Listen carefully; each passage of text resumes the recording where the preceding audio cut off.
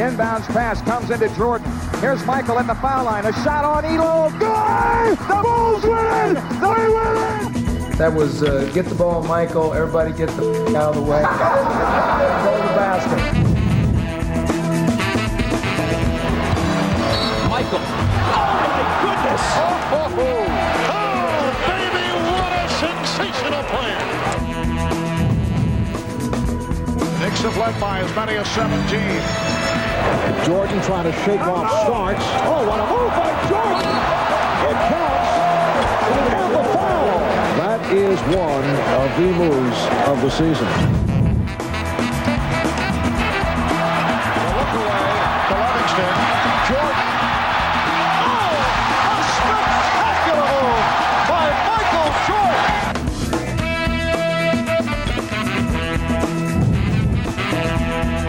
17 seconds from Game 7 or from championship number 6. Jordan open. Chicago with the lead.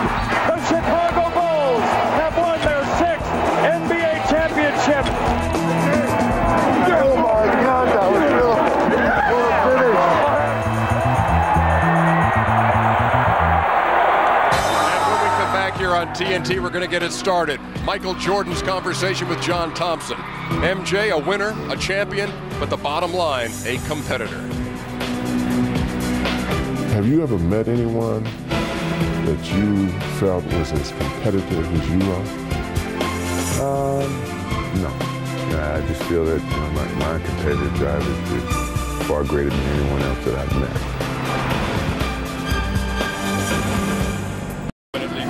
Ernie Johnson back at you from the jam session, and we want to bring Kenny the Jet Smith on here first today as we get started in this salute to Michael Jordan, because you were there in North Carolina when it all got started. His last year was your first year. What was that like?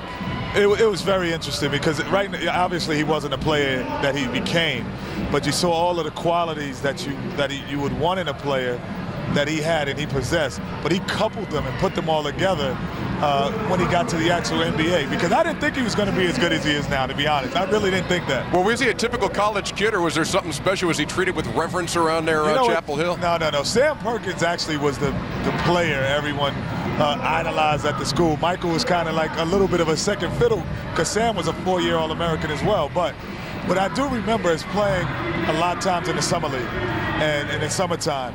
And we would play game after game after game. And Michael would always, after the game, stand in the middle of the court while everyone would go get water. So we'd come back, he's still there. He's doing that after every game. So one day I just like, Mike, why are you standing in half court? He's like, because when everybody's off the court, I want to say that I'm still on the court more than anyone. So I was like, okay, let me stand in half court with Michael now. Like Mike. Exactly. He wanted to be like Mike. What do you say we get this thing started? The conversation between Michael Jordan and John Thompson, the former North Carolina legend and the longtime Georgetown head coach. You've had a lot of fantastic moments in sports. What's the greatest moment? I mean, what started everything, you should Don't say that.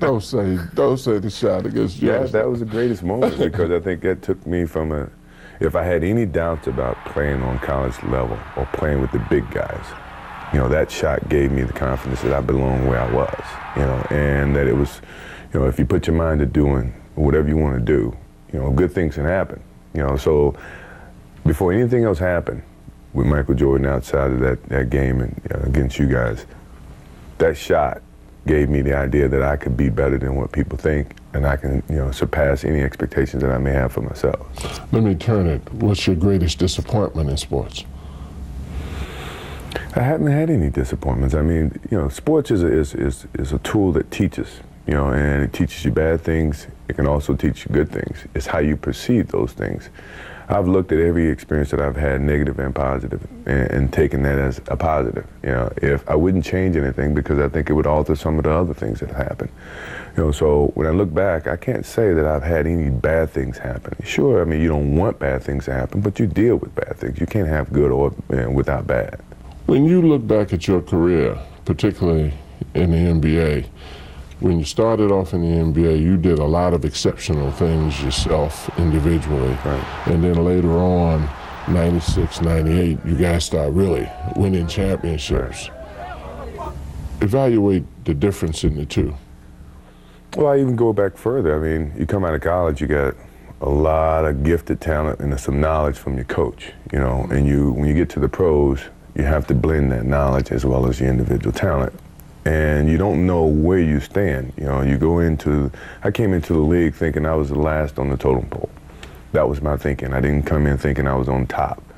So I had to work my way past all my teammates, and they're all guys within the league, to prove and establish myself as a basketball player. So, you know, I was gifted, I was talented, you know, I knew how to play the game. I didn't know how to play the game on the professional level. I had to learn that. And it took some years of learning and watching Magic Johnson, watching Larry Bird, see how they can play, you know, impact games when they're not scoring.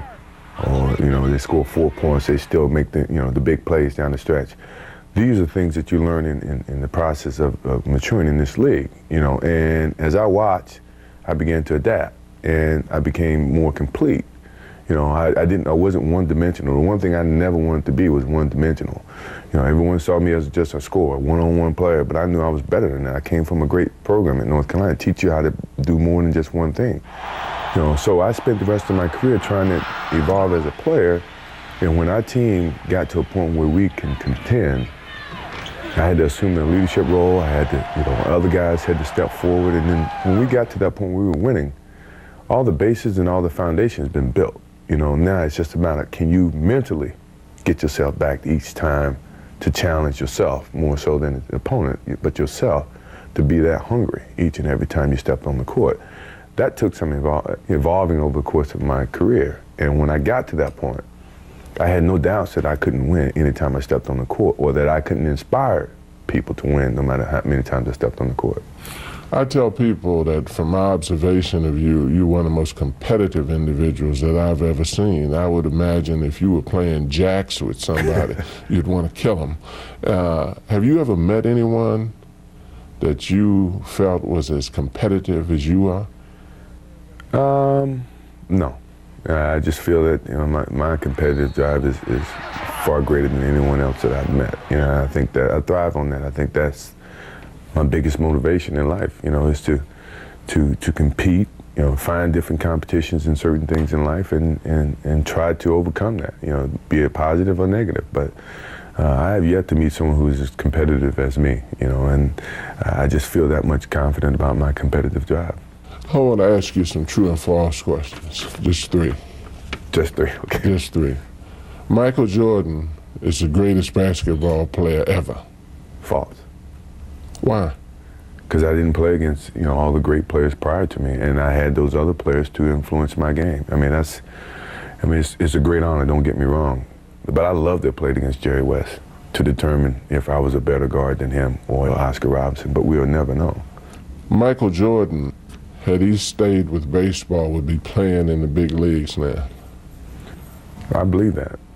A lot of people may not, but I believe that. And I gave, for that short amount of time, I gave the dedication to the game of baseball a true effort. You know, it wasn't, you know, I wasn't there making money. I wasn't trying to endorse any product. You know, I was truly there for the love of the game. You know, I was up at 6 o'clock with bloody blisters all over my hand, just trying to show that I could play this game. I grew up playing this game. I was, you know, I loved baseball. And at the time that I stepped away was a time where, you know, I was being asked to be, being thrown into, you know, a situation that involved, you know, baseball strikes and things of that nature, and that was never my intent, you know. So I kindly walked away before, you know, before I was thrust into that whole event. Michael Jordan will absolutely never play in another NBA game after this season. That's fact.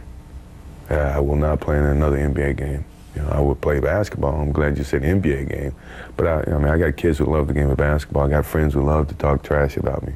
I got a lot of young kids who love to compete against me at my camp. I'm still going to play the game of basketball. But from an NBA standpoint, that's it. This is the last year.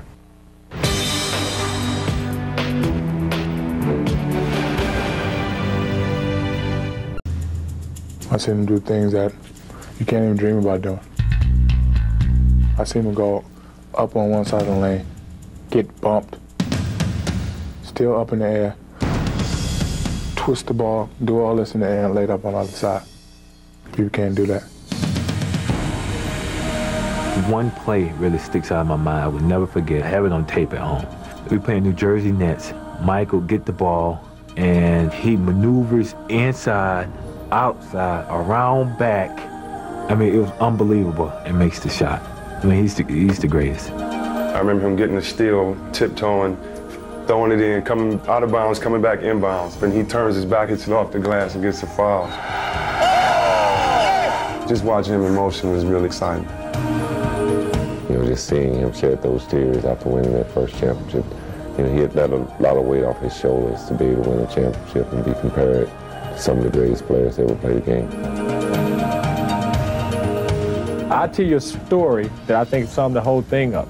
When we was playing in Chicago, they switched and put John Stockton on it. He turned around and dunked on Stockton. So some guy got up and said, "Hey, Jordan, pick on somebody your own size." Next time down the floor, he dunked on Mel Turpin. And went over and looked at the guy and said, "Was he big enough?" Michael Jordan, the greatest player of all time! Just some of the marvelous stories about the career of Michael Jordan. I'm joined by a guy who's got a few of those himself, Charles Barkley. You guys are pretty tight. Got a favorite Michael story, Chuck? Well, in 1984, when I tried out for the Olympic team, I didn't really want to go because I didn't think I was good as those guys who went to the big schools. So my coach, Sonny Smith, talked me into going. And when I got there, I actually played real well. And when I got back, he said, "What do you think?" I said, "Coach, if I get in shape and I work hard, I can be a good player." But I played against this one guy. I've never seen anybody that good. And his name is Michael Jordan. And this is when he was back in college. I never expected him to do what he did when he got to the NBA. But the first time I played against him for like a week, I knew he was the best I'd ever seen.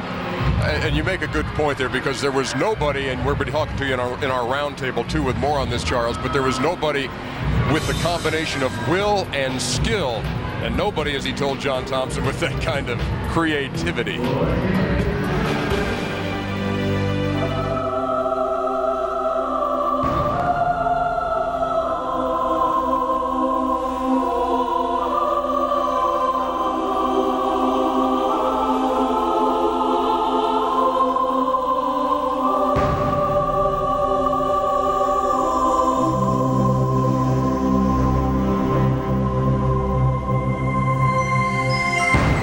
Let me ask you something, Mike. A lot of kids copy you, and a lot of things that you did were things that people had never seen before.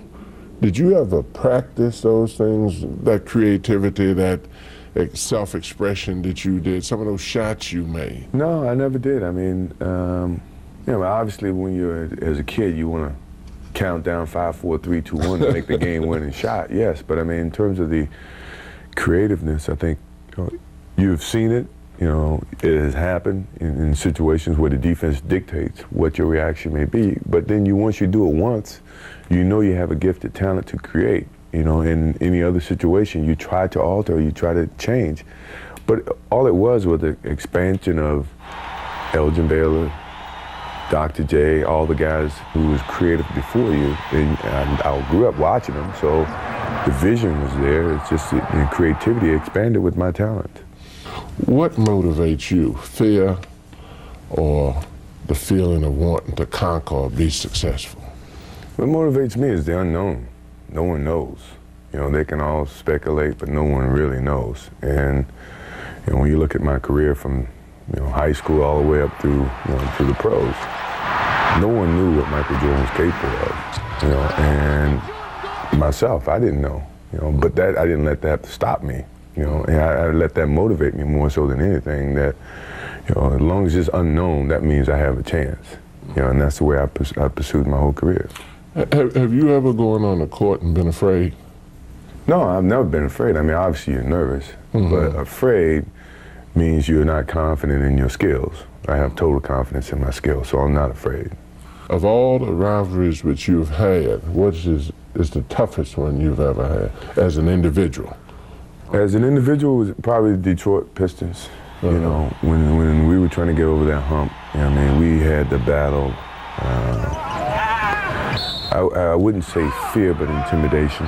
You know, because to some extent it got away from clean basketball, you know, the basketball that you grew up playing. It got to more where, you know, yes, one hard foul could end your career, basically. You got to overcome that intimidation factor to keep going to the basket, keep taking that shot, keep aggressively attacking them, you know. And I think as much as it was a battle, I mean, it was, once we accomplished that, it was unbelievable success. And no one else could challenge us that way, I didn't think, as a team or even as individuals, to a point where, you know, it bothered us. You know, that was good for us. That was good for me to go through that, and it only made me a tougher player.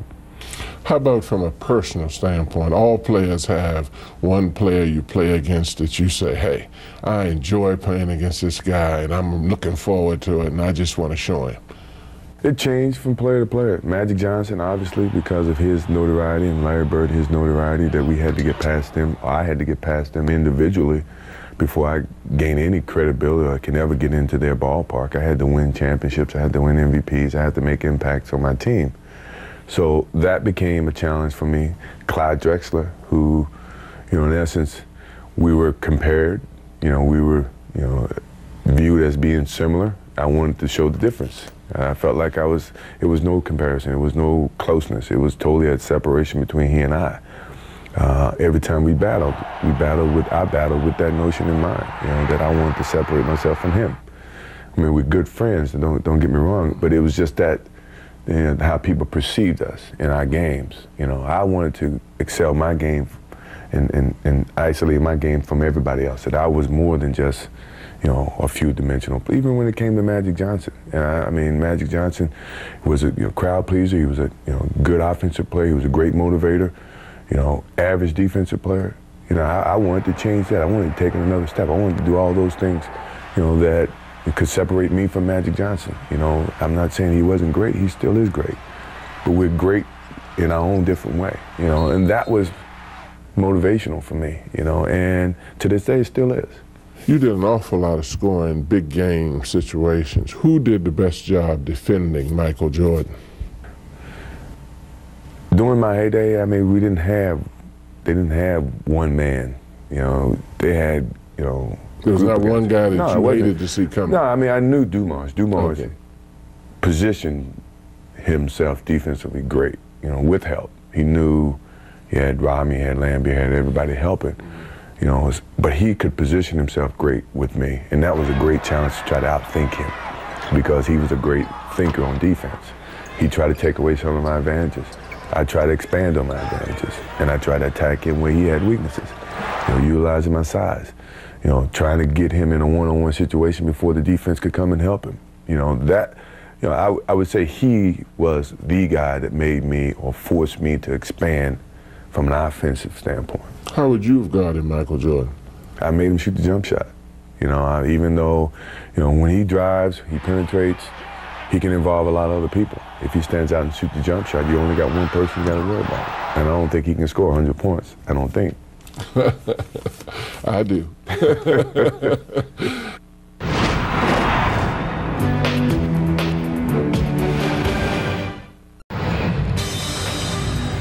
Back here at the jam session, where there is very little room to breathe today. I think everybody in Atlanta is in this place, showing off varying degrees of skill. And we welcome you back to All-Star Weekend here on TNT. Ernie Johnson joined now by Earvin Magic Johnson. And in that last segment, as we salute Michael Jordan, he's talking about using you as kind of a barometer and a measuring stick, and kind of, I need to improve this way, or I want to improve that way. I'll never be getting the notoriety unless I get those rings and that kind of thing.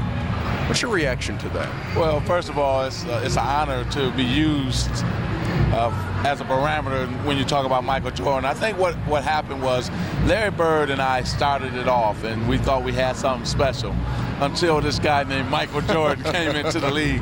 And he took the league and to another level. He took basketball to another level, and he took the skill of basketball, of a basketball player, to another level.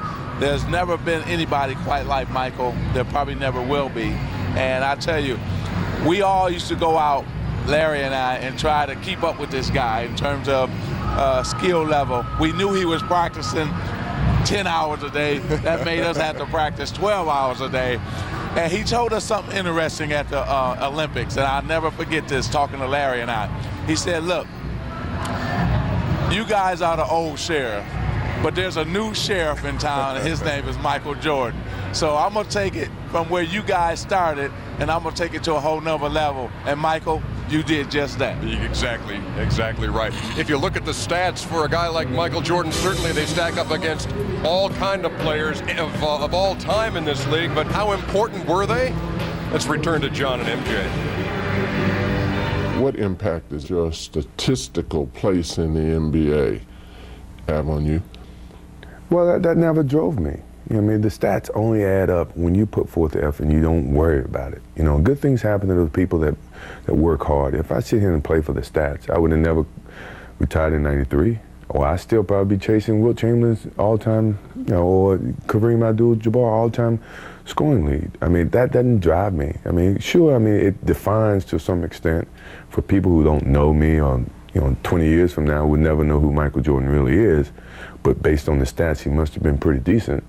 You know, those are only ways that I look at stats. Other than that, you know, it's all about winning championships and winning. You know, the stats that matter to me is the games that we win and the rings that you collect. Mike, did you achieve what you intended to achieve with the Wizards? I think I've achieved it only if the players take what I've done over the last couple of years and moving in the right direction. I mean, what we have done, we've brought hope to the city of Washington. You know, and I think that winning and finishing out this year with a good playoff run, I think shows if you believe in something, you put forth the effort. It's not about age, it's not about ability. It's about believing that you can come together as 12 to 15 man team and put forth the effort, fulfill a role, and go out there and play hard. Good things will happen. You have sons that play. Right. Were they critical or positive about your performance when you came back because they were old enough to see you play? Yeah. Was that fun? It is fun. I mean, because I think it's, you know, they critique with not really knowing but gathering information for what I tell them, you know, and they have their favorite players, you know, which in essence I have to compete against those players, you know, and I find myself, if I have a good game against one of those players, believe me, I'm going to let him know it, you know, as much as he's going to probably make excuses why the other player or the player that I'm playing against didn't have a great game against me. But that's fun. I mean, from a father, I mean, that's great to have conversation about your game with your son. When you see young kids talk about Michael and how Michael did things, and I want to get up early in the morning and play, I want to leave the gym late and play, I want to work, what impact does that have on you? It's truly inspiration that, you know, my love has been seen, my love has been passed on, my obligation to the game of basketball has been fulfilled because someone did that to me. In turn, I'm doing that for other players and for the game of basketball. I look at yourself and Jerry Rice. Have you guys extended the life expectancy of an athlete? Yeah, I think we have. I think there's some truth to that. I think two things have to come in place. You gotta have true love for what you're doing, and you have to be very lucky in terms of health. You know, if you have both of them, then you can extend, you can play as long as you want, because you got to put forth the effort. I mean, you know, when you look at Jerry's a great friend. I think our careers parallel a lot. He's a couple years older than me. I remind him of that. But his desire to be the best at what he does keeps him pushing, not just during the season, but, you know, during the off season, or physically preparing himself for a season and mentally finding ways to challenge himself, or listen to the naysayers as motivation, things of that nature, and staying healthy. If you can do that, then, you know, yeah, you can extend the longevity of someone's career, you know, but if you take it for granted, you can't. You know, I don't think either one of us take what we have done and what we love for granted.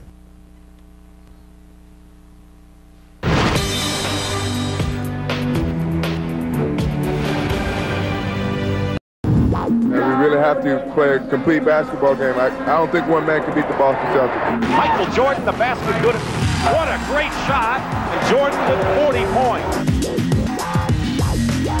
You talk about sheer determination. Michael Jordan has those qualities. Jordan ties the game. Oh, boy. 63 points, and you're looking at an all-time record. Oh, boy. Michael Jordan. What's my name? Michael Jordan against McGee. Right of the lane, leans in, pumps the shot, no, tips it in. 23 straight points for Jordan. A standing O in Chicago Stadium. 34 for Jordan. Michael on the drive inside, scoops it in. 50. Drive in the lane, shoots under pressure. Good, and a foul call. That's 61 for Jordan. Here's Pippen setting up Jordan. Wide open kick. To Michael. 3 again. In. Hot. Woo! Jordan for Jordan fired it in. Oh, no! Here's Jordan for 3. Yes! Did you see that one? This is the greatest performance, maybe ever. Ladies and gentlemen, check it out, Jordan. Michael comes back to New York City. He loves playing in this gym. Check it out, Jordan. Michael Jordan off to the fast start, this time to the pull-up, and he is on fire. Jordan off the turnover. Puts the move on, starts, yes, and it counts. Michael Jordan. Like this. Got him in the air. Michael Jordan has 55. And that is a high for the NBA this season. Now the big story here tonight concerning Michael Jordan's physical conditions. He is suffering from flu-like symptoms. You wonder just how much, how long, and how hard he'll be able to go. Michael Jordan continues to blaze away, illness or not. Demanded the ball. Back Michael. Open three. Yes! They lead it. 38 points for the Kings. Stuck a dagger at him with a 3. A courageous, classic performance by the flu-ridden Michael Jordan. A lot of players wondering what they needed to do to get the flu after that performance by Michael Jordan. Joined now by Danny Ainge, and when we came on the air tonight, we talked about the fact that these images of Michael never get old unless you're on the receiving end. And I saw you a couple of times in those clips. Take me through first that Boston massacre. I watched that on Sports Classic a couple of times, and that does bring back some bad memories. But Ernie, it's amazing because I played golf with Michael the day before, the Saturday, in Framingham, Massachusetts, with a good friend of ours, Mike Carey, and we were out playing, and I destroyed Michael that day. He was not happy. I made a bad mistake. In the locker room after the game, I remember Walton and Bird and McHale and those guys. Michael had come to life. We were all in awe of his performance. You know, in that game, we have been able to track down video of you in that 63-point game, and here we go. You blowing past Michael to the hole. You know what was funny about that game was the 63 points, and then I hadn't scored. DJ picked up his 5th foul halfway through the 3rd quarter. I had not scored a point in that game. I ended up with 24 through the double overtimes, but Michael's 63 was unreal. We appreciate you bringing that tape with you, by the way. And now on that Portland thing, the game everybody remembers by the image of he couldn't figure it out either. What are your memories of that game? Well, I remember that Clyde Drexler and him were rivals to some extent, like he mentioned earlier in the show. And Clyde was the runner-up MVP that year. And Michael, you could tell that opening tip, Clyde couldn't catch a ball. Michael wanted to separate himself. Not only the three-pointers, which was so unusual for his game, but defensively, he took Clyde out of that game. And that was game 1. And he proved to the world right there, don't compare me and Clyde. Danny Ainge will be sticking around for our roundtable along with Charles and Kenny and Magic Johnson. One more segment here of this interview with John Thompson. What will be the impact, the lasting legacy of MJ? Sometimes I dream that he is me.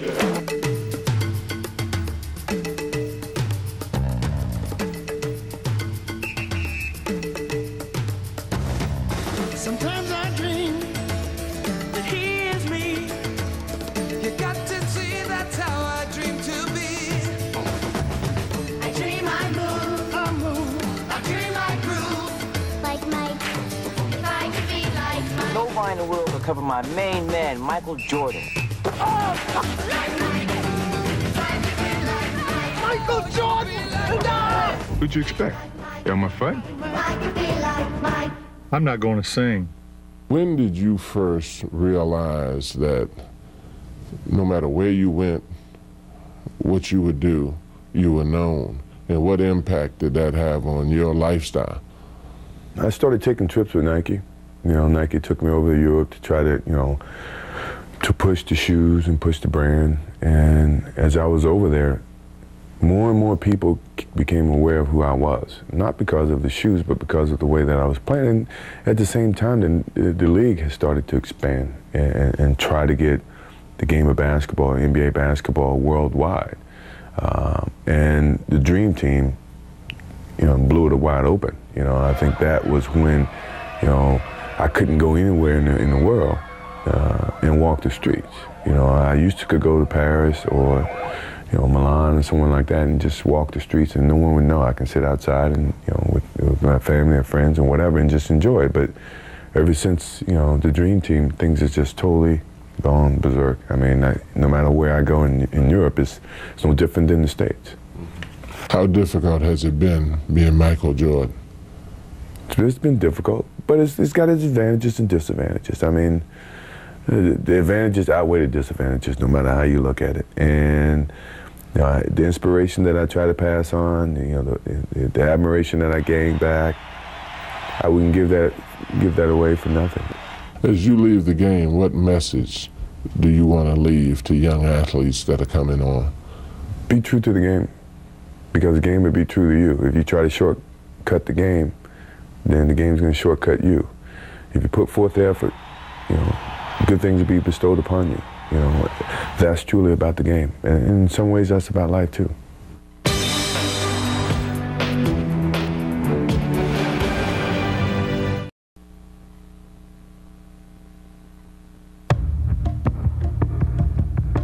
What is love?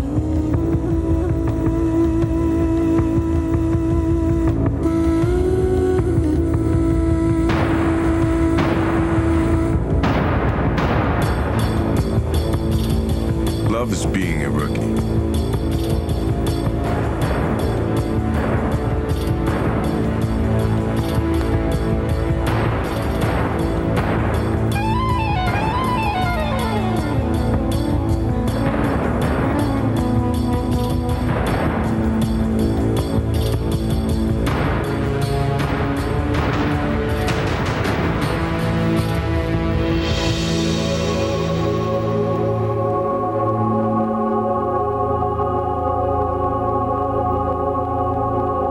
Love is taking the air less traveled.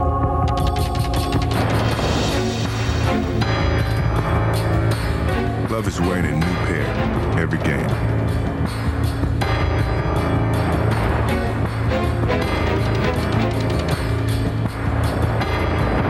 Love is the buzzer beater.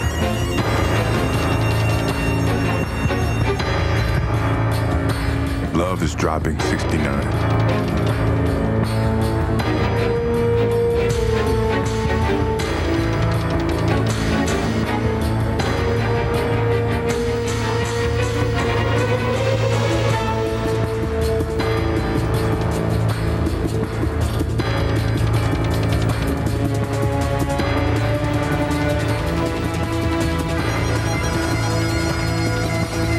Love is your first.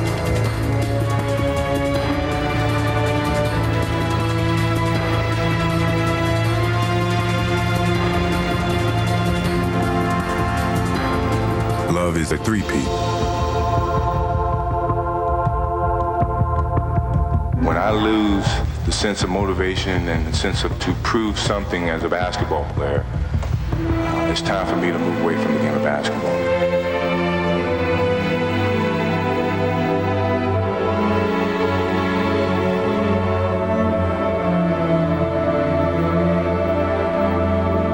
Love is realizing when not to quit your day job.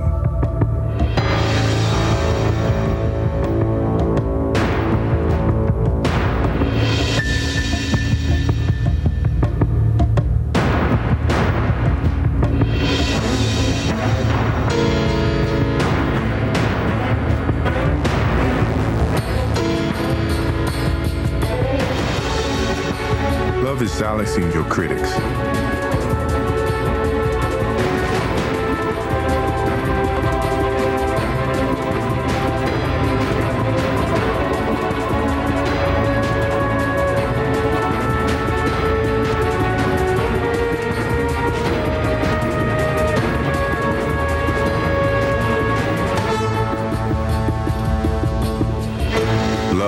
playing on nothing but heart.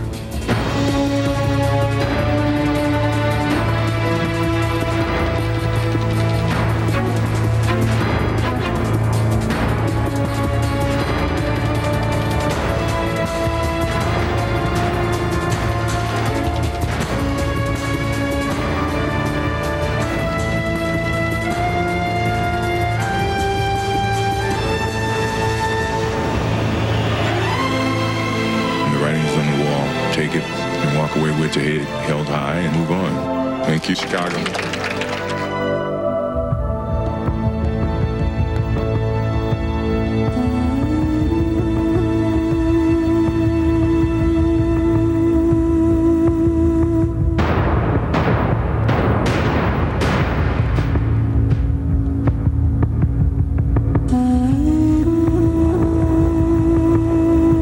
What is love? Love is playing every game as if it's your last.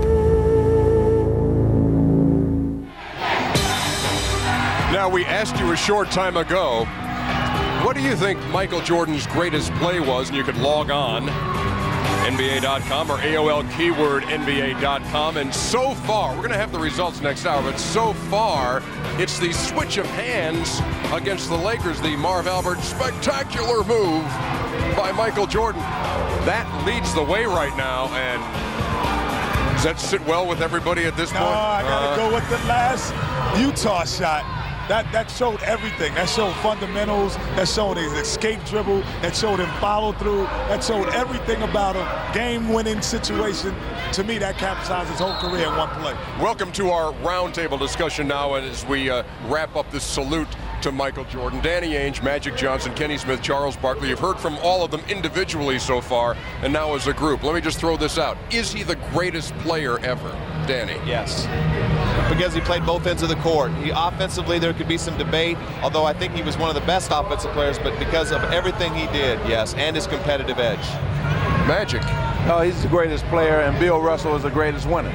Michael, no question, Michael is heads and shoulder above everybody else.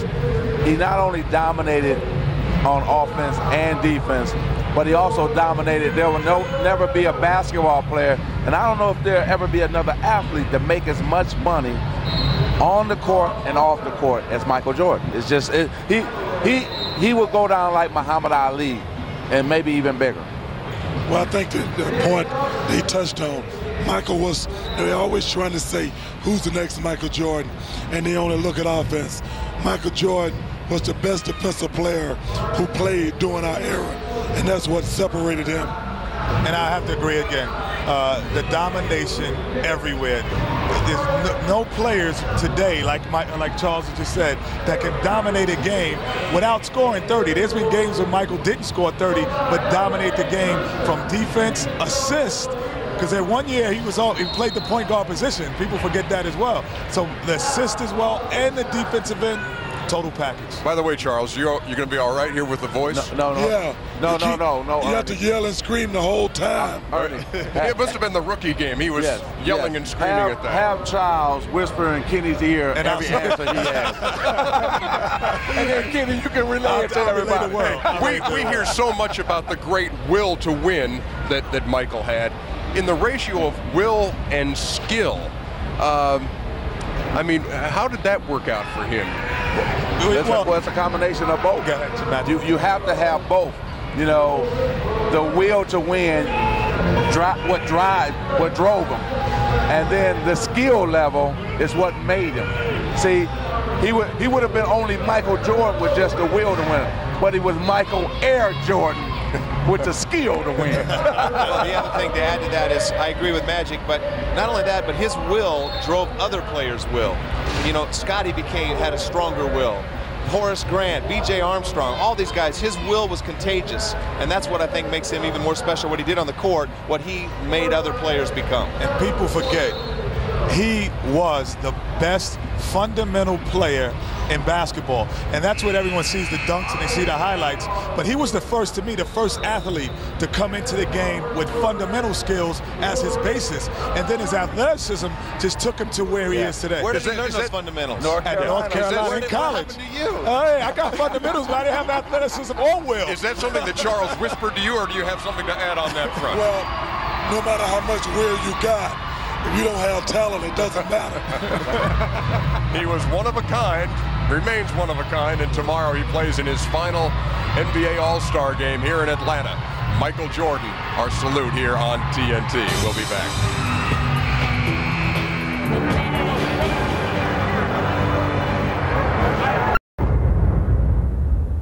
Hi, my name is Michael Jordan.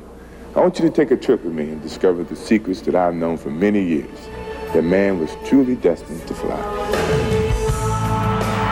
North Carolina, it's our Michael Jordan. If I get the ball, you're at mercy. There's nothing that you can say or do about it.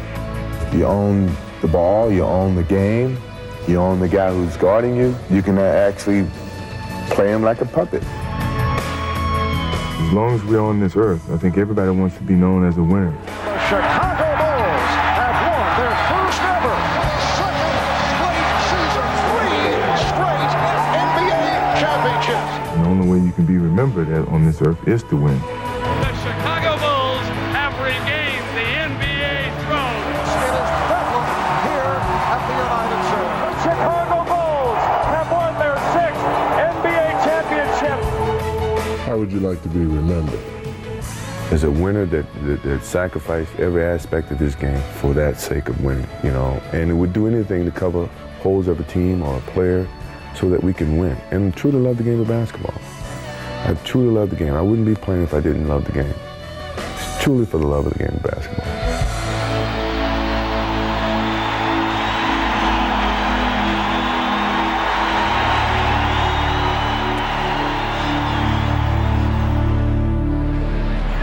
In a class all his own, Michael Jordan. Hope you've enjoyed our hour-long salute to MJ on the eve of his final All-Star appearance. We're just getting warm here tonight, ladies and gentlemen. We've got another hour to go of a special All-Star preview. Magic Johnson, Charles Barkley will stick around for that. And we invite you to stick around here at the Jam Session in Atlanta, where it's All-Star Weekend and all roads lead to the Jam Session and Phillips Arena. We'll be back.